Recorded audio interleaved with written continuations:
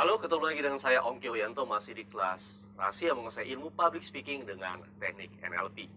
Dan pada video kali ini adalah video lanjutan tips Jitu membantu presentasi Anda sehingga menarik.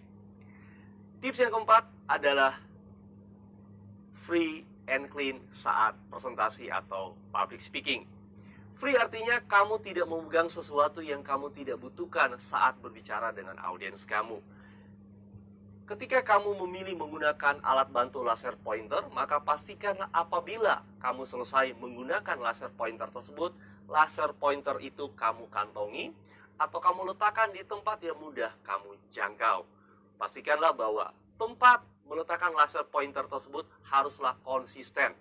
Artinya kalau saat ini kamu meletakkan di saku kanan, pastikanlah dari awal presentasi hingga akhir presentasi di saku kanan. Apabila kamu meletakkan laser itu di atas meja presentasi kamu, maka pastikanlah hal itu terjadi secara konsisten. Termasuk tidak juga memegang ballpoint atau alat tulis yang kamu tidak butuhkan saat kamu presentasi. Poin yang kedua, free artinya tidak menggunakan aksesoris yang berlebihan, gelang yang berlebihan, atau cincin yang berlebihan saat kamu membawakan presentasi itu. Dan free yang ketiga, kosongkanlah saku baju, jas, atau celana kamu dari benda-benda yang tidak lagi kamu butuhkan saat itu. Dompet misalnya, handphone, kunci mobil atau kunci motor, dan seterusnya. Jadi pastikanlah bahwa kamu tidak memegang apapun ketika berbicara dengan audiens kamu, dan kamu tidak membawa hal-hal yang tidak kamu butuhkan saat itu. Lalu yang kedua, clean artinya pastikanlah bahwa tangan atau jari-jari tangan kamu terawat dengan baik, sehingga ketika kamu membuat gerakan tangan, audiens kamu melihat tidak tampak noda atau kotoran yang menempel di jari-jari tangan kamu itu. Lalu poin yang kedua atau tips yang berikutnya adalah bagaimana caranya membuat kartu contekan atau cue card yang menarik. Poin yang pertama adalah pastikanlah ukuran cue card itu tidak sebesar kertas HVS, namun hanya 1/4 dari ukuran HVS atau kuarto tadi. Membawa kertas yang terlalu besar akan menghalangi pandangan kamu dan menghalangi juga pandangan audiens kamu melihat kamu berbicara. Poin yang kedua adalah ketika kamu membuat cue card tadi, pastikanlah bahwa tulisannya haruslah kamu print out, bukannya tulisan tangan kamu. Tulisan tangan tergantung dua hal, kondisi fisik kamu dan kondisi emosi kamu. Kondisi emosi yang lagi buruk ditambah dengan kondisi fisik yang kelelahan menyebabkan tulisan kamu susah untuk kamu baca. Jadi pastikanlah kamu harus print out yang rapi. Perhatikan juga fontnya 14, 15 atau 16 ukurannya. Jangan terlalu kecil karena susah untuk kamu baca. Lalu yang ketiga, sesudah kamu print out yang rapi, ukurannya kecil, haruslah kamu laminating sehingga tidak mudah kusut dan elegan, menarik ketika dilihat oleh audiens kamu. Tips yang berikutnya adalah hindari kata-kata haram dalam public speaking. Kata-kata haram atau kata-kata yang sebisa mungkin jangan kamu ucapkan karena kata-kata tersebut akan membuat audiens kamu meragukan apa yang kamu sampaikan. Yang pertama adalah minta maaf. Hindarilah kamu mengucapkan maaf apabila kamu salah pengucapan. Contohnya, teman-teman sekalian, hari ini saya akan bicara tentang 5 poin.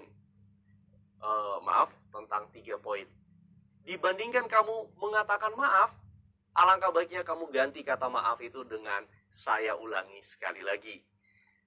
Meralat suatu pernyataan yang keliru, kamu dapat gunakan kata saya ulangi sekali lagi. Contohnya, teman-teman sekalian, ada 5 poin yang akan saya bahas hari ini. Saya ulangi sekali lagi, ada 3 poin yang akan saya bahas kali ini. Poin yang kedua, hindari kata kalau tidak salah. Kalau tidak salah adalah suatu kata yang mengindikasikan kamu sendiri tidak yakin dengan apa yang kamu sampaikan. Hindarilah kata itu. Yang ketiga adalah kata-kata yang mengecilkan atau mengkerdilkan diri kamu. Misalnya contoh ketika kamu tiba-tiba diminta untuk menggantikan seseorang dalam presentasi itu, tidak perlu kamu mengatakan, teman-teman sekalian, sebetulnya saya baru mendapatkan informasi 1 jam yang lalu bahwa saya harus membawakan sebuah presentasi, dan terus terang saja saya tidak begitu siap untuk hal ini karena yang harus berdiri di sini adalah Pak Dodi, dan seperti yang teman-teman tahu, beliau hari ini harus menghadiri rapat yang mendadak. Kamu tidak perlu mengatakan hal tersebut. Tips selanjutnya adalah bagaimana kamu bangkit dari presentasi yang buruk yang baru saja kamu lakukan. Poin yang pertama adalah maafkanlah diri kamu.